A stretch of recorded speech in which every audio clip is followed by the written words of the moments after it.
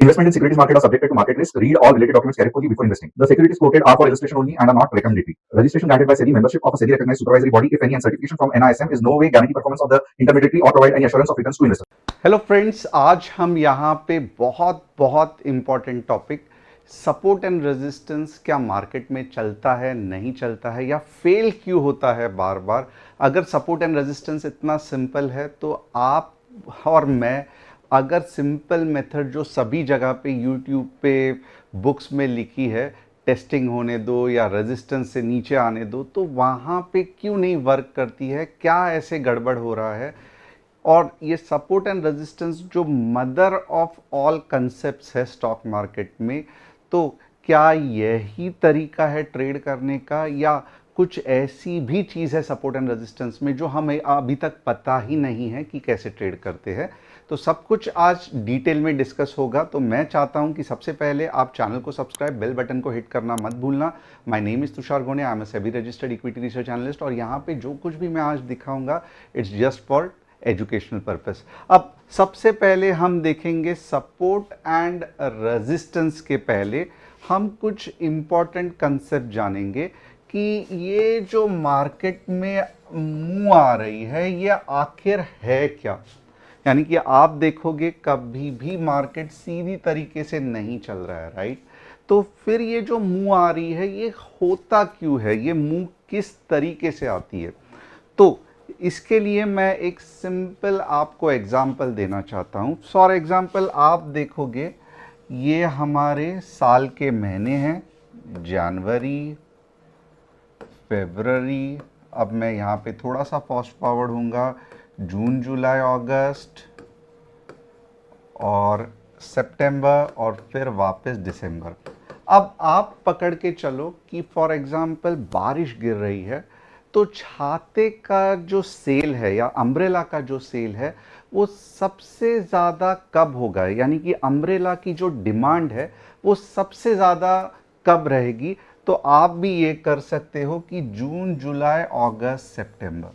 अब यहाँ पे अगर आप देखोगे तो ये दिनों में नॉर्मल अगर अम्ब्रेला की प्राइस 70 रुपीज़ चल रही है तो इन महीनों में आप देखोगे क्योंकि डिमांड ज़्यादा है, बहुत लोग खरीद रहे हैं, इसके लिए सडनली आप देखोगे हर एक अम्ब्रेला अगर ऑन एन एवरेज 70 रुपये में नॉर्मल दिनों में बिकती है तो इन 4 महीनों में 110 या 120 या 150 ये रेंज में बिकना चालू होगी। तो अब आपको समझ में आ रहा है कि ये जो छाता है इसकी प्राइस बढ़ रही है, किस कारण, तो डिमांड के कारण। अब जैसे ही ये 4 महीने खत्म हो गए, लोगों को लेना नहीं है, कबड़ में रख देना है, तो सडनली इसकी प्राइस वापस नीचे गिर जाती है।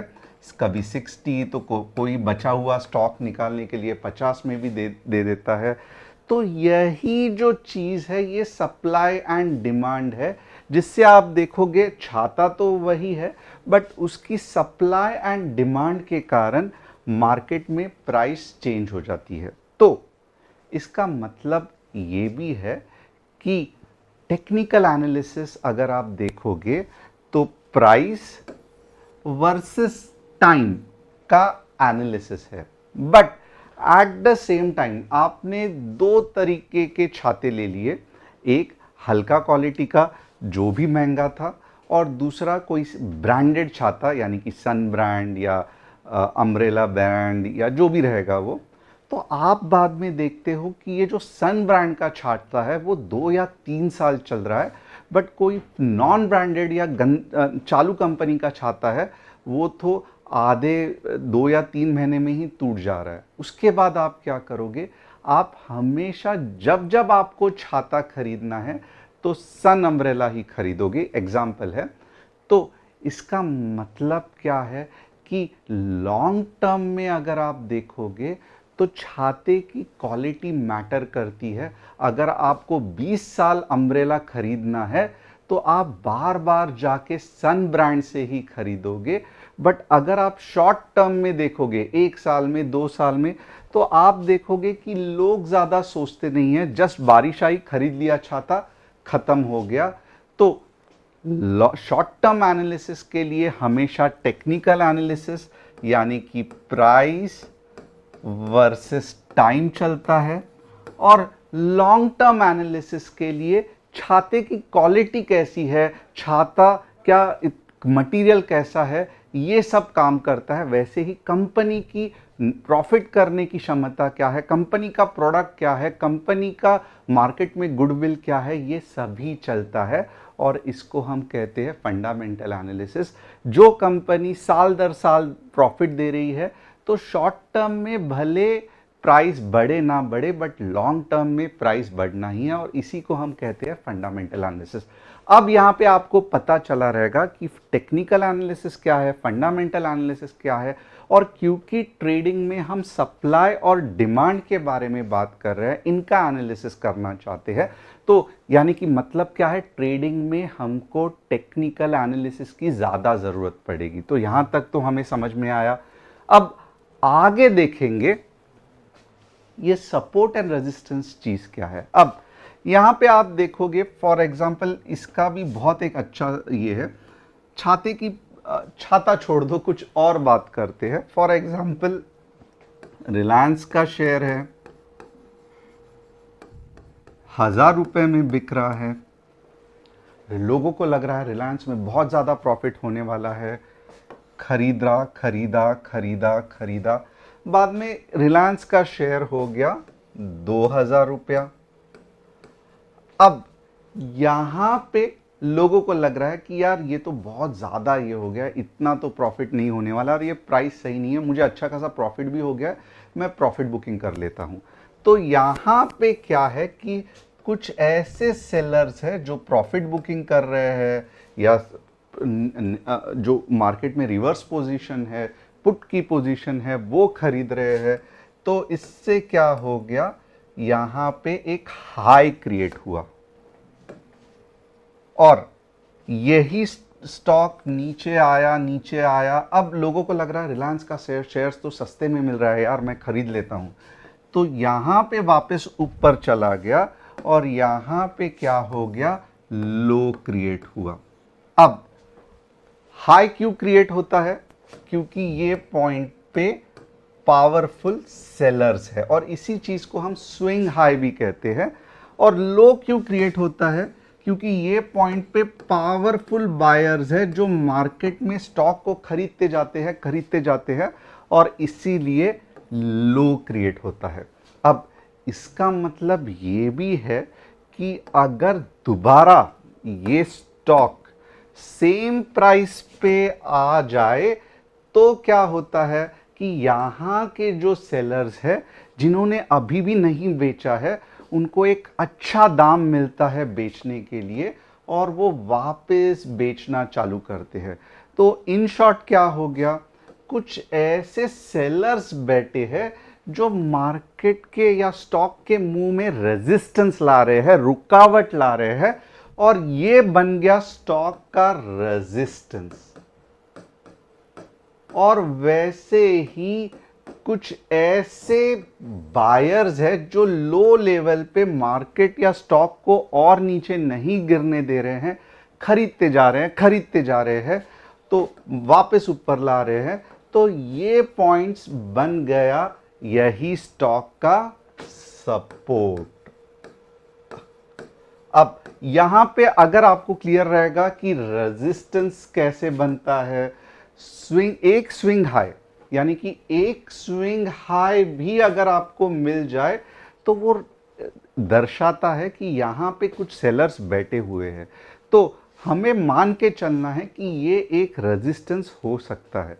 वैसे ही एक स्विंग लो भी मिल गया, जहां से सेलर्स बेच रहे थे, बायर्स ने आके मार्केट को या स्टॉक को घुमा दिया, तो ये एक पॉइंट भी हमें दर्शाता है कि यहाँ पे सपोर्ट है और यहाँ पे मार्केट ऊपर जा सकता है। इसका मतलब क्या है, अगर रेजिस्टेंस हमें पता चल रहा है, तो यहाँ पे हमें क्या करना है कि मोर और लेस मार्केट में शॉर्ट लेना है, और अगर सपोर्ट हमें पता चल रहा है, तो मोर और लेस हमें यहाँ पे लॉन्ग या कॉल खरीदना है। अब ये बेसिक कंसेप्ट होप आपको समझ में आया रहेगा। अब इसके आगे जाते हैं। अब होता क्या है ये भी आप देख लो, कोई स्टॉक अगर ऊपर जा रहा है, ऊपर जा रहा है, अब यहां पे समझो सेलिंग हो गई। अब हमारा क्या मानना है कि हम नॉर्मली जो YouTube पे सिखाते हैं, सब जगह पे सिखाते हैं कि ये जो पार्ट है ये रेजिस्टेंस है, और अगर ये रेजिस्टेंस ब्रेकआउट कर दिया, इसलिए कहते हैं ना ब्रेकआउट हो गया, ब्रेकआउट हो गया, खरीद लो खरीद लो। तो ये अगर सेलर्स कम हो गए या ब्रेकआउट हो गया तो हम वापस स्टॉक को खरीद सकते हैं। कौन से पॉइंट तक? तो जितना ये इसकी साइज थी उतना ही यहां से यहां तक। अब असलियत में ऐसा कुछ होता नहीं है कि ब्रेकआउट हो गया खरीद लो और यहां तक जाएगा। ये सब बुकिश चीज है। अगर इधर तक आपको समझ में आ रहा है और अगर आप लाइक नहीं कर रहे हो, कमेंट नहीं कर रहे हो, तो सीरियसली मैं जो ये सिखा रहा हूँ मुझे आगे जाके नहीं पता चलेगा कि मैं सही सिखा रहा हूँ या आपको मज़ा आ रहा है नहीं आ रहा है। ओके, अब नेक्स्ट चीज़ क्या है? तो नॉर्मली मार्केट में या बुक्स में बताया जाता है कि जैसे ही ये लाइन का ब्रेकआउट हो गया, इसको हम रेजिस्टेंस कहेंगे, रेजिस्टेंस का ब्रेकआउट हो गया, और मानना यही है कि ये स्टॉक ऊपर जाएगा और हमें पैसा कमा लेंगे। बट रियलिटी बहुत बुरी होती है। रियलिटी में क्या होता है कि मोस्ट ऑफ द टाइम पहले बार ये सेलर्स, फॉर एग्जांपल एक बार ये सेलर्स ने नीचे मुंह लाया, अब यहां पे भी देखो आप सेम चल रहा है।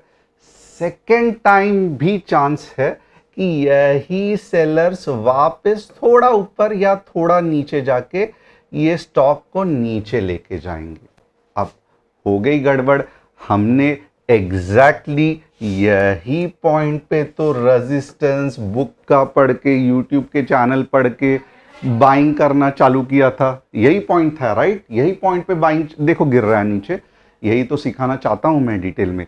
ये अच्छा खासा और नीचे गिरेगा। यहाँ पे देखो सपोर्ट है, तो बट अच्छा खासा और नीचे गिरेगा।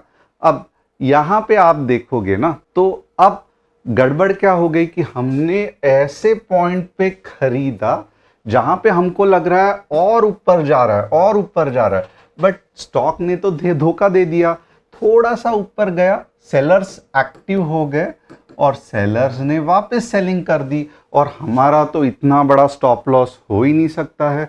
हमारा तो छोटा सा स्टॉप लॉस था, राइट? तो हमारा बार बार स्टॉप लॉस हिट होता है। अब कोई ये भी कहता है इसमें कि नहीं आप गलत सिखा रहे हो। हमने सीखा है कि यहाँ पे जब तक रीटेस्ट नहीं होता है, इसका मतलब क्या है कि स्टॉक पहला ऊपर जाएगा, बाद में यहाँ जो सेलिंग की है वो बायर्स बन जाएंगे, ये जो सेलर्स है अब बायर्स बन जाएंगे, और वापस ऊपर जाएगा, तब मैं यहाँ पे स्टॉक को खरीद लूंगा। आपको ऐसे लग रहा है, राइट? रीटेस्ट हो गया, मैं स्टॉक को यहाँ पे खरीद लूंगा।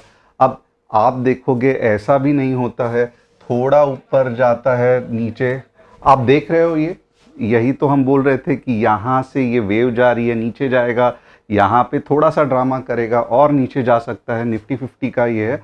अब आप देखोगे वापस ये करके वापस नीचे आ जाता है। तो आप करे क्या? एंट्री पॉइंट आप खुद देख सकते हो। यही तो मैं सिखाना चाहता हूं आपको। अब ये लाइव मार्केट चल रहा है। टू बी हॉनेस्ट, आज कौन सी तारीख है? और ये पूरा का पूरा आप देख सकते हो 23/4/24 चल रहा है निफ्टी का। बैंक निफ्टी का चल रहा है 49,953 ऑलरेडी। यहाँ पे कहीं तो भी हमारी एंट्री बन चुकी थी। आज जो तारीख है वो है 13 जून। यस, आज तारीख है 14 जून, फ्राइडे के लिए, और आज सेंसेक्स की एक्सपायरी है। बट अच्छा खासा मूव मिल गया है 3 मिनट्स के चार्ट में, तो बहुत बढ़िया है।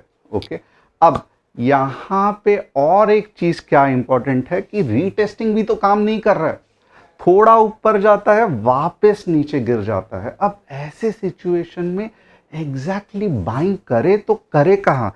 क्योंकि जो हमें सब जगह पे सिखाया है, आप देखोगे यहाँ पे भी गड़बड़।